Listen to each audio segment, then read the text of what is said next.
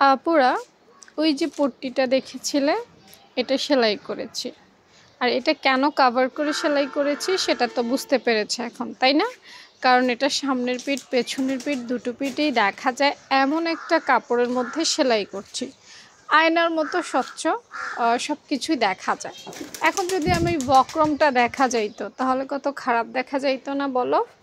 তো সেজন্যই আসলে এইভাবে গলার পিঠটিটাকে উপরে নিচে দুই দিক দিয়ে ঢাকা দিয়ে যাতে না বোঝা যায় করতে হয়। তো এখন আপু গলাতে বসাবো। আর এই কাপড়টা আরেকটা বিশেষত্ব বলি, বিশেষত্ব না আসলে খারাপ দিক অসুবিধার দিক বলি, সেটা হচ্ছে যে কাপড়টা টানলে বড় হয়ে যায়। তো টানলে বড় হয়ে যায় এ ধরনের কাপড়ে গলা বসানো কিন্তু অনেক কষ্টের।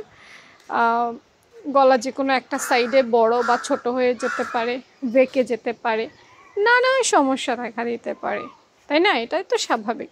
তো সেই জন্য পিন সেট করে নিছি। পিন সেট করে এবার আস্তে আস্তে ধীরে ধীরে আমি সেলাই করছি, যেটা তোমরা দেখতে পাচ্ছ। আজকের ভিডিওটা কিন্তু আপু এডিট করি নাই যাতে তোমরা ভালো করে বুঝতে পারো, তাই পুরো ভিডিওটাই দিয়ে দেওয়ার চেষ্টা করলাম। মেশিনটাকে খুব ধীরে ধীরে ঘুরিয়ে ঘুরিয়ে সেলাই করছি। তোমরা যদি একটু আপনার হাতের দিকে মেশিনের দিকে লক্ষ্য করো তাহলে ভালো করে বুঝতে পারবা। তো একটা সেলাই শেষ আপু, এখন এগুলো খুলে নিচ্ছি পিনগুলো। এখন আর পিনের কোনো প্রয়োজন নাই। তারপর ডাবল আরেকটা সেলাই দিচ্ছি।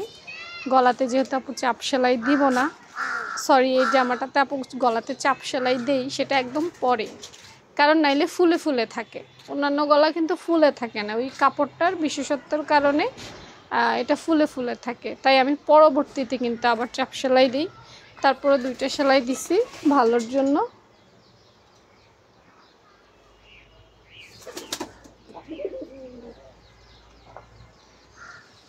তো সেলাই কমপ্লিট। এবার মাঝখান থেকে সুন্দর করে কেটে নিচ্ছি। দেখো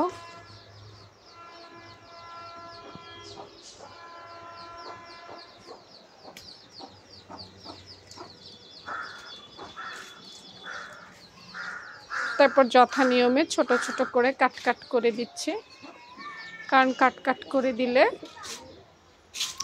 ফিনিশিং চলে আসবে, ভালো হবে।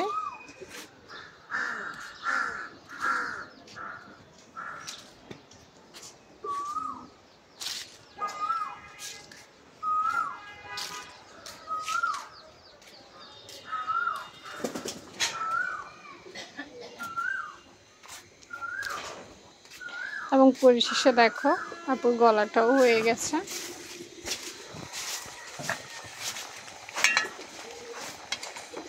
এখনো দেখছো ফুলে ফুলে আছে, তো এই জন্যই আপু চাপ সেলাইটা দিব, পরবর্তীতে আবার দেখতে পাবে।